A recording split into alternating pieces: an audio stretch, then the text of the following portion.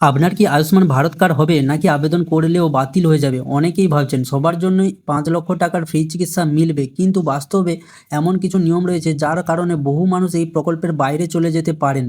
কারা পাবেন বা কারা পাবেন না, যারা যারা বাদ পড়বেন তাদের জন্য কী বিকল্প ব্যবস্থা রয়েছে, সব কিছু আজকের ভিডিওতে বিস্তারিত জানাবো, তাই ভিডিওটি শেষ পর্যন্ত দেখুন। নমস্কার বন্ধুরা, আজকের ভিডিওতে আমরা আলোচনা করব আয়ুষ্মান ভারত স্বাস্থ্য বীমা প্রকল্প নিয়ে গুরুত্বপূর্ণ আপডেট। রাজ্যে রাজনৈতিক পরিবর্তনের পর কেন্দ্রে আয়ুষ্মান ভারত স্বাস্থ্য প্রকল্পের চালুর প্রক্রিয়া শুরু হয়েছে, তবে এই প্রকল্পে সবাই সমানভাবে সুবিধা পাবেন না, কারণ কিছু নির্দিষ্ট যোগ্যতা ও শর্ত পূরণ করলে কেবল এই স্বাস্থ্য বিমার সুবিধা পাওয়া যাবে। মানে এর আগে পুরনো সরকার যখন ছিল সেখানে স্বাস্থ্যসাথী কার্ড দিত এবং প্রতিটা ঘরের জন্য ওটা অ্যাপ্লাই করা থাকতো এবং অ্যাপ্লাই করতে পারতো এবং তাদের পাশে ছিল, কিন্তু এখন নতুন সরকার আসার পর এখানে বলছে ওটা আয়ুষ্মান কার্ডের কনভার্ট হবে এবং আয়ুষ্মান কার্ডের আসার পর ওখানে আরও কিছু যে পুরনো যে স্বাস্থ্যসাথী কার্ড ছিল তার থেকে আরও বেটার এখানে চেঞ্জেস দেখতে পাচ্ছেন। তো এখানে আয়ুষ্মান কার্ড সবার জন্য নয়, এখানে সরকার বলছে কিছু নির্দিষ্ট যোগ্যতা ও শর্ত পূরণ করলে কেবল তারাই পাবে। যারা যারা ভেবে নিয়েছিল যে আমাদের পাশে পুরনো স্বাস্থ্যসাথী কার্ড আছে মানে আমরা কেওয়াইসি করে এখানে কনভার্ট করে নেব আয়ুষ্মান কার্ডে, কিন্তু হবে না। তো আপনাকে এখানে নির্দিষ্ট যোগ্যতাও চাই এবং নেওয়ার জন্য এবং শর্তও চাই। তো এখানে কি বলছে, এখানে আয়ুষ্মান ভারত কার্ড কী প্রথমে এটা জানি। এটি কেন্দ্র সরকারের একটি স্বাস্থ্য বীমা প্রকল্প। এই প্রকল্পের আওতায় যোগ্য পরিবারে বছরে সর্বোচ্চ ৫,০০,০০০ পর্যন্ত ক্যাশলেস যে চিকিৎসার সুবিধা পেতে পারেন। অর্থাৎ এই যে ক্যাশলেস চিকিৎসার সুবিধা, এটার বিষয়ে অনেকজন জানে না। এর আগের ভিডিওতে আমি বলেছি যে আয়ুষ্মান কার্ড কী আর কারা কারা পেতে পারে বা কিভাবে অ্যাপ্লাই করবেন, বা এই যে ক্যাশলেস চিকিৎসাটা আসলে কি, সেটা যদি না আপনি জেনে থাকেন ওই ভিডিওটা দেখলে আপনি ডিটেলের সঙ্গে জানতে পারবেন। অর্থাৎ তালিকাভুক্ত হাসপাতালে ভর্তি হলে চিকিৎসার জন্য সরকারকে টাকা দিতে হবে, মানে হসপিটালে সরাসরি আপনাকে টাকা দিতে হবে না। হসপিটালওয়ালারা কী করবে, ওই আয়ুষ্মান কার্ড থেকে সরকারের কাছ থেকে টাকা নিয়ে নেবে যদি আপনার পাশে আয়ুষ্মান কার্ড থাকে। ঠিক আছে, তো এটাই বলতে চাইছে।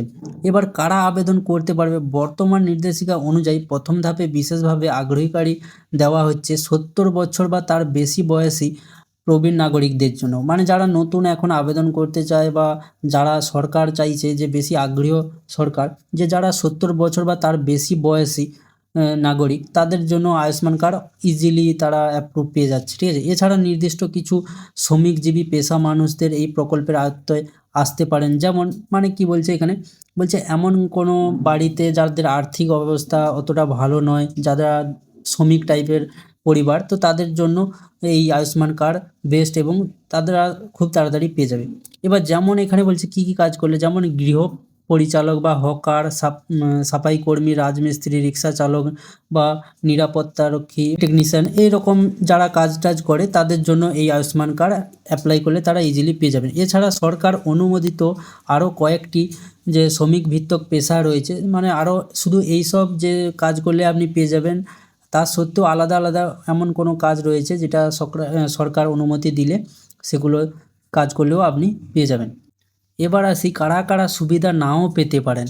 যেমন যদি পরিবারের নামে ২ চাকার গাড়ি থাকে, মানে আপনার পরিবারে যদি কারো ২ চাকা থাকে, মানে মনে করুন যে আপনি পরিবারের হেড, ঠিক আছে, আর আপনার ছেলের ২ চাকা গাড়ি আছে বা আপনার আছে, বা পরিবারের নামে ২ চাকার গাড়ি আছে, অথবা ৫ একরের বেশি কৃষি জমি থাকে, ৫ একরের বেশি যদি কৃষি জমি থাকে অথবা ট্র্যাক্টর থাকে, তাহলে আবেদন করলে গ্রহণ নাও হতে পারে। এটা কনফার্ম নয় যে গ্রহণ হবে না, এখানে বলা হচ্ছে গ্রহণ নাও হতে পারে। এছাড়া আরও বলেছে যদি পরিবারের মাসিক আয় ১০,০০০ বা তার বেশি হয়, যদি আপনার পরিবারে যে মাসিক আয় ১০,০০০ থেকেও তার বেশি হয়, অথবা কিষাণ ক্রেডিট কার্ডে ৫০,০০০-এর বেশি ক্রেডিট লিমিট থাকে। মানে মনে করেন যে আপনি কিষাণ, ঠিক আছে, কিন্তু আপনি ভাবছেন আপনি গরিব এই জন্যে চাইছেন, কিন্তু আপনার পাশে যদি কিষাণ ক্রেডিট কার্ড থেকে ৫০,০০০-এর বেশি লিমিট থাকে ওই কার্ডের, তাহলে ও এই প্রকল্পের বাইরে থাকার সম্ভাবনা রয়েছে।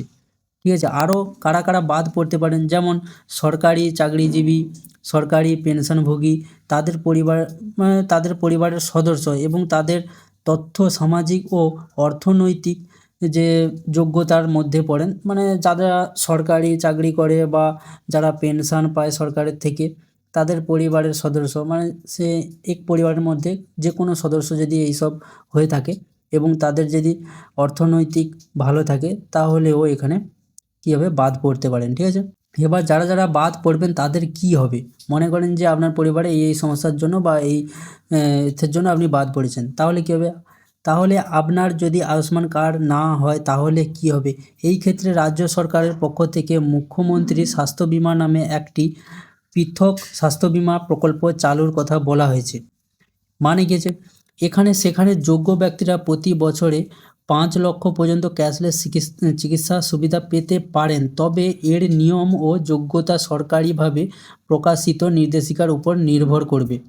মানে যারা যারা এই যোগ্যতার বাইরে থাকে তারা যদি বাদও পড়ে যায় তারপরেও আপনি 5 লক্ষ পর্যন্ত ক্যাশলেস চিকিৎসা সুবিধা পেতে পারেন, তবে এর নিয়ম ও যোগ্যতা সরকারিভাবে প্রকাশিত নির্দেশিকার উপর নির্ভর করবে। এবং আবেদন কোথায় করবেন? সরকারি নির্দেশিকা অনুযায়ী যে বিডিও অফিস বা পঞ্চায়েত অফিস বা পৌরসভা বা কমন সার্ভিস সেন্টার যে সিএসসি অথবা নির্ধারিত সরকারি পোর্টালের মাধ্যমে আপনি আবেদন করতে পারবেন, যেখানে প্রয়োজনীয় নথি জমা দিয়ে বায়োমেট্রিক ভেরিফিকেশনের পর কার্ড তৈরি করা হবে। তো এইখানে আবেদন করার পর আপনাকে প্রয়োজনীয় নথি জমা দিয়ে বায়োমেট্রিক ভেরিফিকেশনের পর কার্ড তৈরি করা হবে। এবার কি কি নথি লাগতে পারে?